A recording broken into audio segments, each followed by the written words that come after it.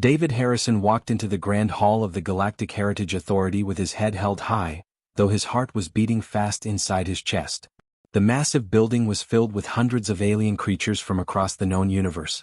Some had multiple eyes, others had tentacles that moved like living whips. There were beings made of pure energy, creatures with scales that shimmered like metal, and representatives from civilizations so old that humans were just babies in comparison. David was here because his uncle had died 3 weeks ago.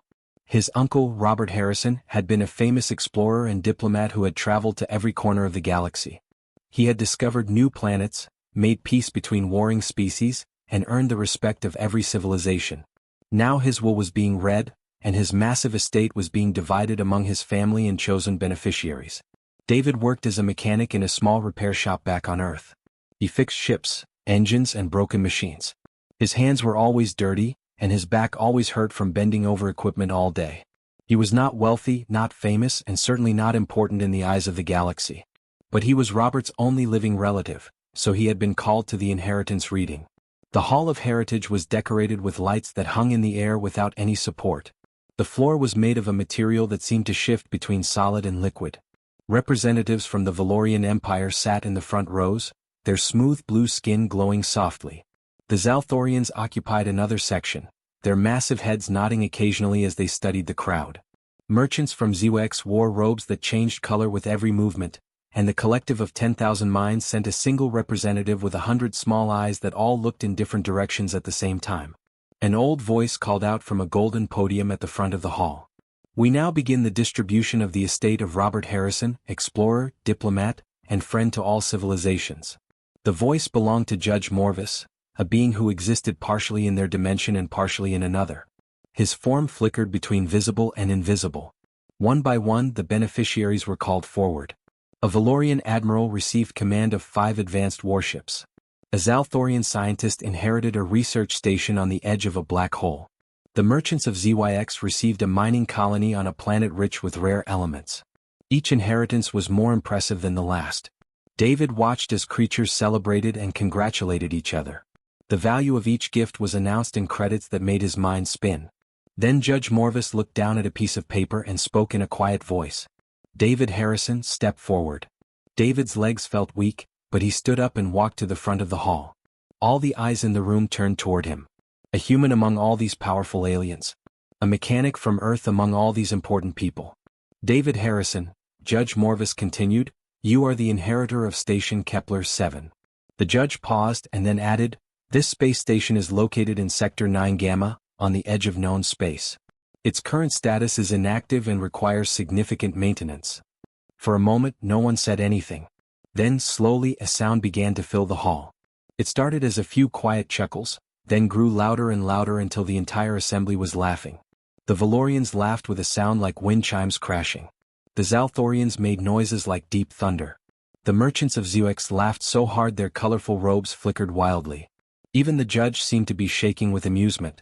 David felt his face turn red. He wanted to run away, to disappear, to become invisible. But he stood there, silent and still, as the mockery washed over him like a wave. A Valorian admiral spoke loudly enough to be heard over the laughter. A broken station. The human got a broken station. This made the laughter even worse. The Zalthorian scientist turned to her colleagues and said something that made them all nod knowingly, as if David's fate was exactly what they had expected from a human. Station Kepler 7, a merchant announced, checking his device, has been rated as a Class 0 salvage. Its estimated value is negligible. Perhaps enough to buy 1 day's worth of fuel for a small ship. David clenched his fists. He wanted to say something clever, something that would make them all stop laughing. But no words came. His uncle, the great Robert Harrison, had left him a broken space station in the middle of nowhere. It was almost as if the universe was making a joke at his expense. The judge's voice cut through the laughter like a knife. The station is yours, David Harrison. You will receive the access codes and all necessary documentation tomorrow morning. The inheritance reading is complete. As David walked back to his seat, the laughter continued. The Valorians whispered among themselves. The Zalthorians made notes on their devices, probably wondering how such an important man could have such an unimportant relative.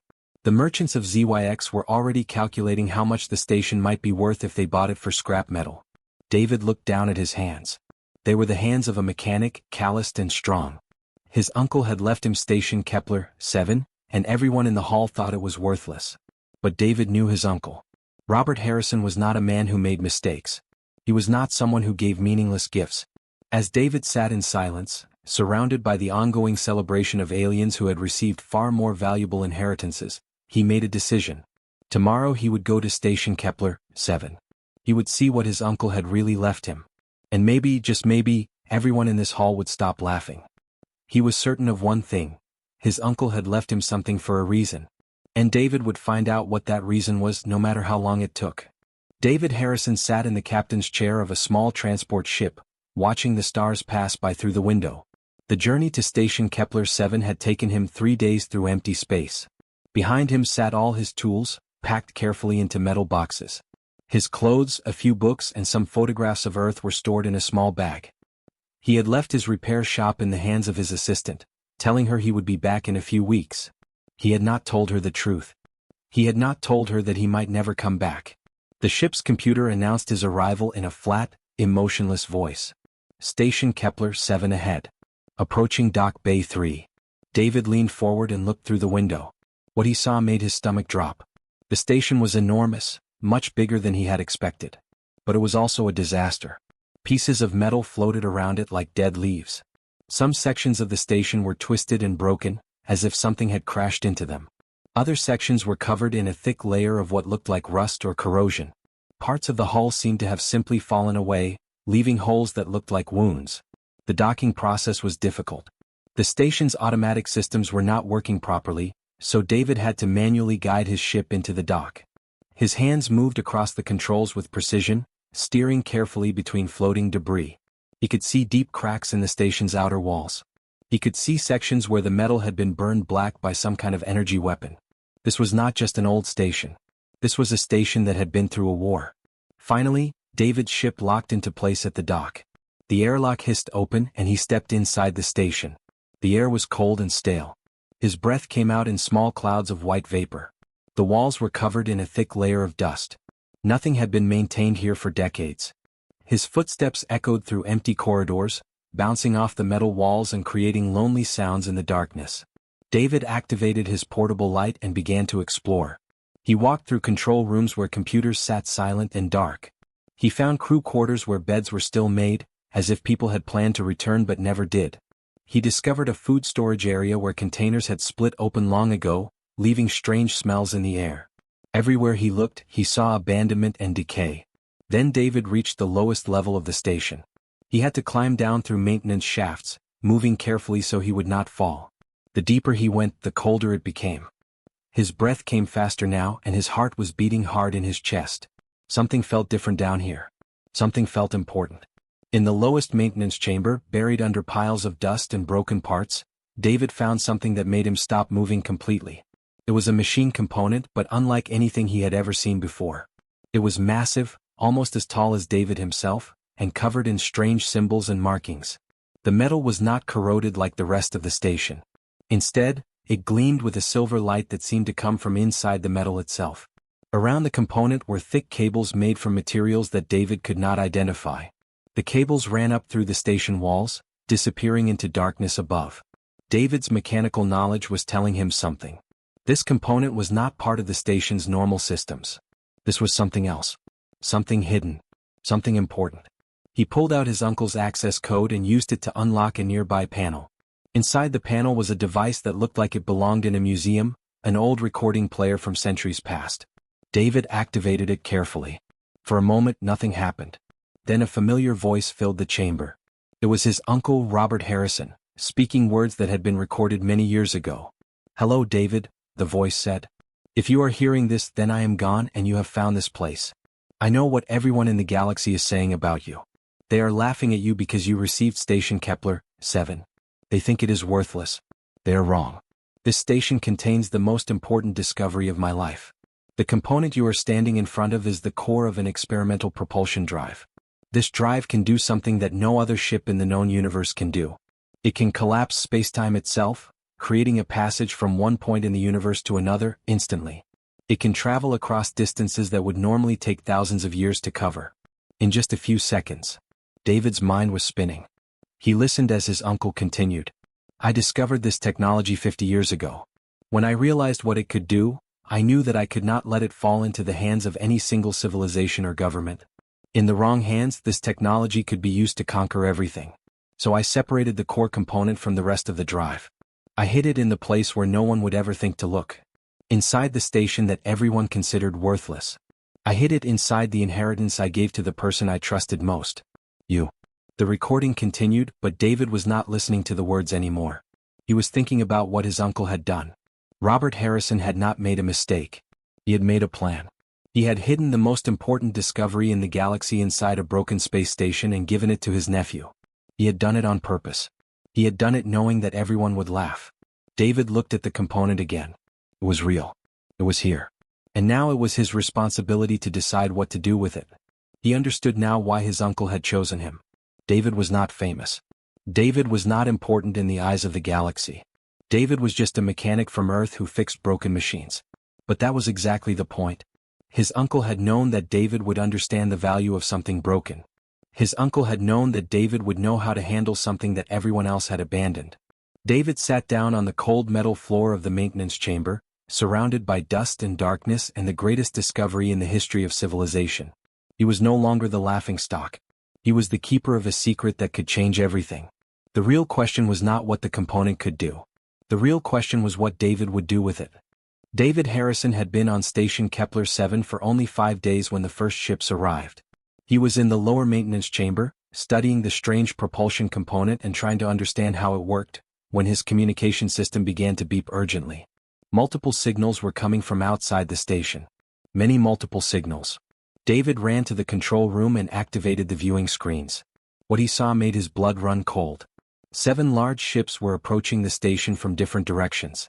They were military vessels, the kind of ships that were built for war, not for exploration. Their hulls were covered in weapon systems and armor plating. David recognized the markings on 2 of them immediately. They belonged to the Valorian Empire. The other 5 ships had markings that David did not recognize, but he knew they meant trouble. His communication system crackled to life. A harsh voice spoke in the common language that all the galaxy civilizations used. This is Commander Vex of the Valorian Imperial Fleet. You are occupying a station that contains valuable property. Surrender the station and any technology it contains, and we will allow you to leave alive. You have 1 hour to decide. David's hands were shaking. He did not know what to do. He was a mechanic, not a soldier. He had no weapons, no army, and no way to defend himself against 7 military ships. He wanted to run, to escape on his transport ship and disappear into space. But he also knew that his uncle had hidden this component here for a reason. He had trusted David to protect it. David closed his eyes and thought about what his uncle had said in the recording. His uncle was a smart man. His uncle would not have left him something that he could not protect. His uncle would have left him something that David could defend, even against impossible odds. And then David realized something important. David was a mechanic. And Station Kepler 7 was a machine. David moved quickly through the station, his mind working faster than it had ever worked before. He went to the engineering section and studied the old systems. The station had been built as a military outpost hundreds of years ago. It had weapons systems. It had shield generators. It had defensive protocols. Everything was old and broken, but David understood broken machines better than anyone. He understood how to fix them, how to make them work again, even if they had been abandoned for decades. Working through the night, David activated the station's old power generators. They rumbled to life with sounds like thunder. He rerouted power through cables that had not carried electricity in 50 years. He unlocked weapons systems that had been sealed shut by rust and time. He brought the shield generators online, watching as they flickered weakly at first, then grew stronger. When the 1-hour deadline was almost finished, David activated the station's external communication system. His voice was steady and calm as he spoke. This is David Harrison, the rightful owner of Station Kepler 7. I do not wish to fight. But I will not surrender this station or its contents. If you attempt to board, I will defend myself. The Valorian commander's response came immediately, and it was filled with anger and laughter. You? A single human? You will defend yourself against the Valorian Empire? This is amusing. Prepare to be invaded. The attack came fast. The Valorian ships launched projectiles at the station, but David had activated the shield generators. The weapons bounced off the glowing shields and disappeared into space. Then the ships tried to dock at different entry points. David watched the docking bays on his screens. As soon as a Valorian boarding shuttle connected to an airlock, David sealed it from the inside. The shuttle was trapped. David then activated the station's internal defense systems. Ancient laser weapons hidden in the walls fired at the trapped shuttle. The shuttle exploded in a burst of white light. Another shuttle tried to enter through a different airlock. David was ready. He had rerouted the station's water systems to that section. When the boarding ramp opened, a massive flood of ice-cold water rushed out, pushing the shuttle backward and damaging its engines. It crashed into debris and fell away from the station. A third attack came from one of the unknown ships.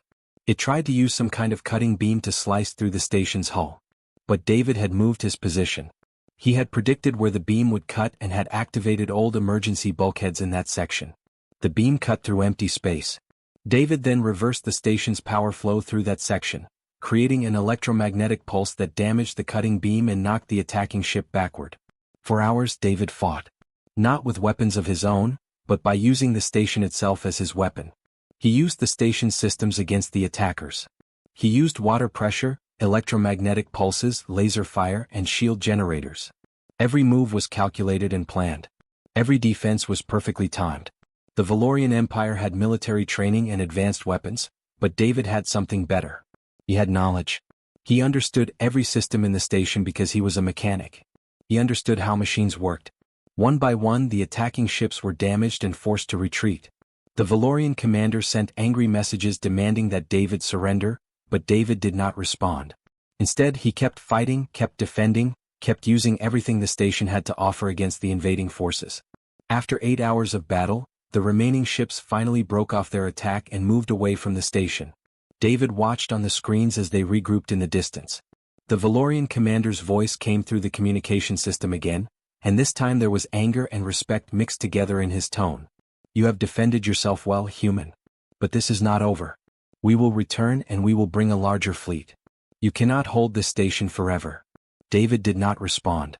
He simply watched as the ships disappeared into the darkness of space. He was exhausted. His hands were shaking. But he had done it. He had protected his uncle's discovery. He had proven that a single human mechanic could stand against the powers of the galaxy. The laughingstock had become a legend. David Harrison sat alone in the command center of Station Kepler 7, staring at the hundreds of messages that had arrived in the past 3 days. After his victory against the Valorian fleet, news had spread across the entire galaxy like a wildfire. Everyone now knew that the worthless station contained something of incredible value. Everyone wanted it. Everyone wanted him. The messages came from every major civilization in the known universe. The Zalthorian Science Council offered him 5 trillion credits if he would give them access to the propulsion component. They promised him a position as the head of their research division, with authority over thousands of scientists. They promised him fame and respect and a place in history as the discoverer of the greatest technology ever created. The merchants of ZYX sent a different kind of offer. They promised to make him the richest human in the entire galaxy. They said they would give him control of mining operations on 50 different planets. They said he could have anything he wanted, anything at all. Palaces, ships, power beyond imagination. All he had to do was sell them the component or give them exclusive access to its technology. The military governments from a dozen different species sent threats mixed with offers. They told him that if he did not cooperate with them, they would destroy Station Kepler 7 and everyone on it. But they also offered him positions as a military advisor, command of their fleets, and the guarantee that no other civilization would ever dare to attack him again. Some of them offered both threats and rewards, trying to convince him that working with them was his only real choice. Even the Galactic Council sent a message. They said that the propulsion component was too dangerous to be left in the hands of a single person. They said that David had a responsibility to give it to them, so that it could be safely controlled and distributed fairly among all civilizations.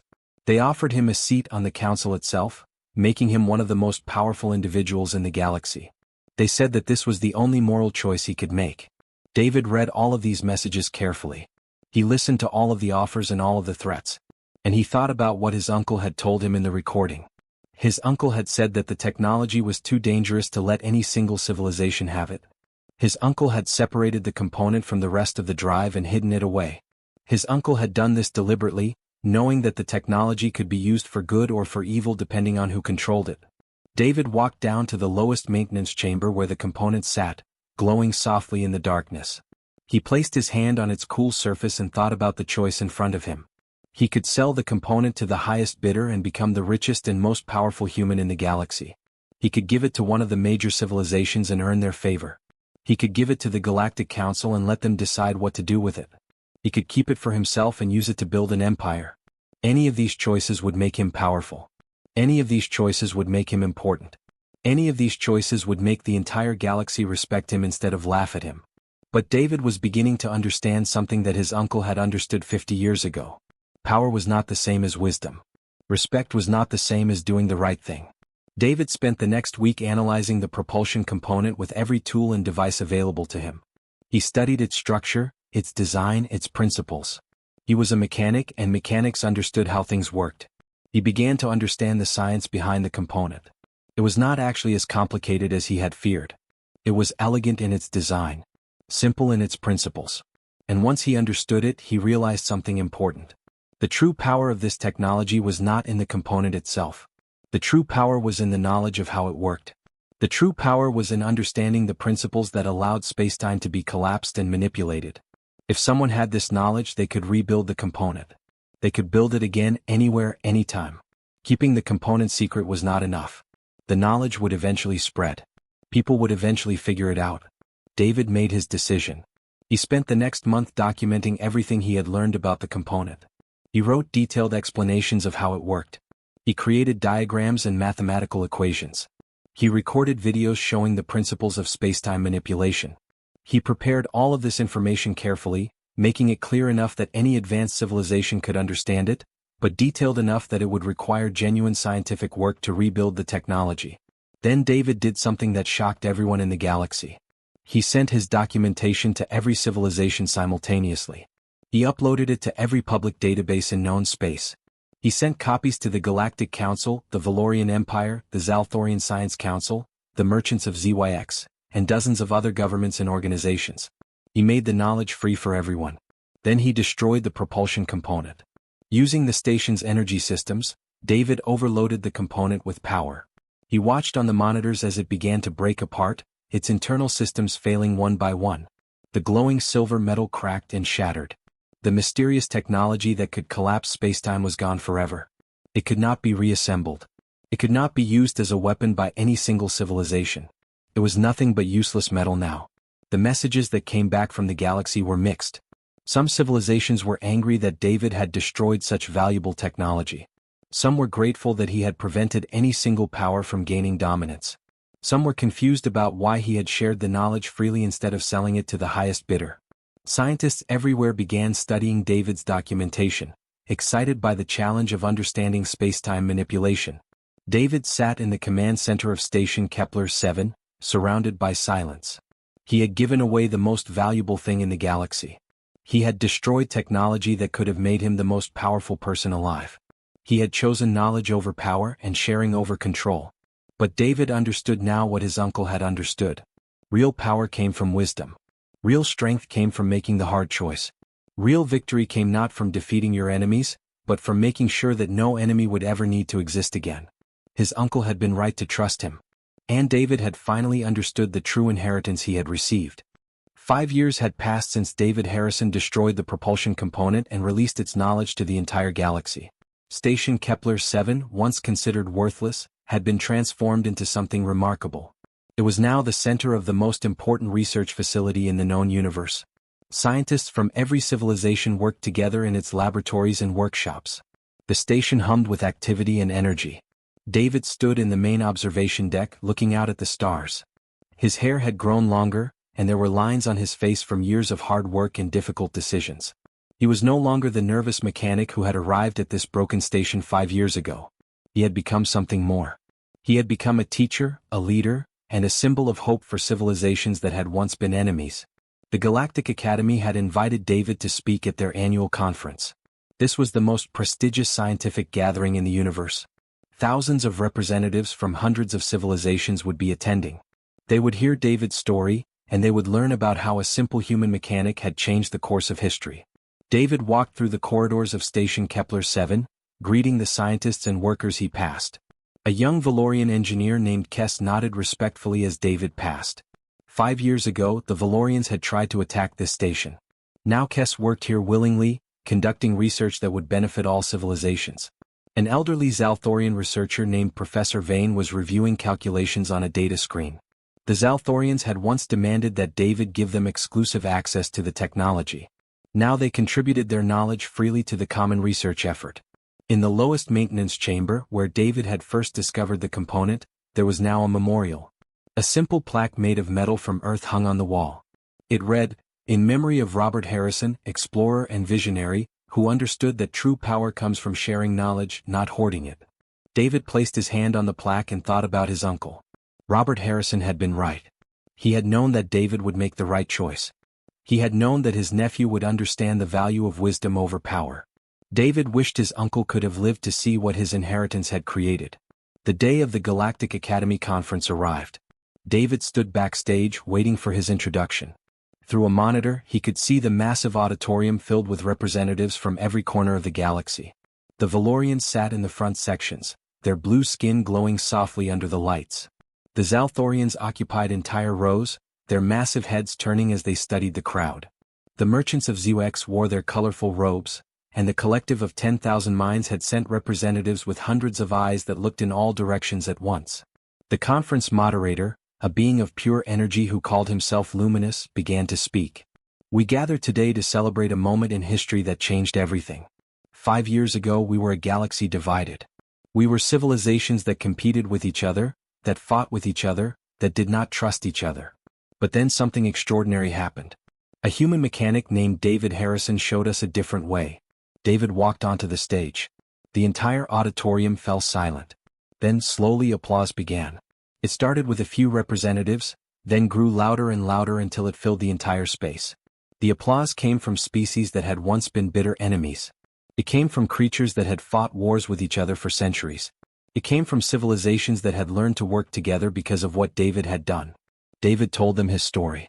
He told them about arriving at the broken station and finding his uncle's discovery. He told them about defending the station against military attack. He told them about the offers of power and wealth that had tempted him. He told them about the moment when he realized that destroying the technology and sharing the knowledge was the only right choice to make. When David finished speaking, there was silence for a moment. Then the entire auditorium stood up. Every being in the room was standing and applauding. Some were making sounds like thunder. Some were flickering with colors that showed their emotion. Some were making musical notes that filled the air like a symphony. It was a moment that would be remembered throughout history. A young human student from Earth asked David a question during the question and answer session that followed. She wanted to know if he regretted his choice. "Do you ever wish that you had kept the technology for yourself?" she asked. "Do you ever wish that you had become the most powerful person in the galaxy?" David smiled and shook his head. "Every day I see scientists from different civilizations working together to understand spacetime. Every day I see young people from species that once fought each other learning from each other. Every day I see cooperation instead of war. That is more valuable than all the power in the universe." My uncle understood this. He knew that real strength comes from lifting others up, not from standing above them. Years continued to pass. Station Kepler 7 became a symbol of unity across the galaxy. Young people from every civilization came there to study and to learn. The research conducted there led to incredible discoveries that benefited everyone. Medical treatments were developed that cured diseases that had plagued civilizations for millennia. Energy systems were created that could power entire planets without causing harm to the environment. Communication technologies were invented that allowed even the most alien species to understand each other perfectly. David grew older, but he remained at Station Kepler 7. He trained new generations of scientists and researchers. He wrote books about his experiences. He gave speeches at universities across the galaxy. Slowly he became known not just as the mechanic who had inherited a broken station, but as the man who had changed history by choosing wisdom over power. On the 50th anniversary of his arrival at Station Kepler 7, the Galactic Council made an official declaration. They announced that David Harrison was to be recognized as one of the most important figures in the history of civilization. They declared that Station Kepler 7 would be preserved forever as a monument to unity and cooperation. They created a holiday that would be celebrated across all galaxies, called Harrison Day, to honor the choices that David had made. But David knew the truth. He was not the one who deserved this honor. The honor belonged to his uncle, Robert Harrison, who had trusted him enough to give him the inheritance that everyone thought was worthless. The honor belonged to all the scientists who had worked together to advance knowledge for everyone. The honor belonged to every civilization that had chosen cooperation over competition. As David looked out at the stars from the observation deck of Station Kepler 7, he understood that his real legacy was not what he had done, but what would continue to be done by those who came after him. The universe was changing. Species that had once been enemies were now friends. Knowledge was being shared instead of hoarded. And it had all started with a broken station and a mechanic who understood that true power meant nothing compared to wisdom and unity.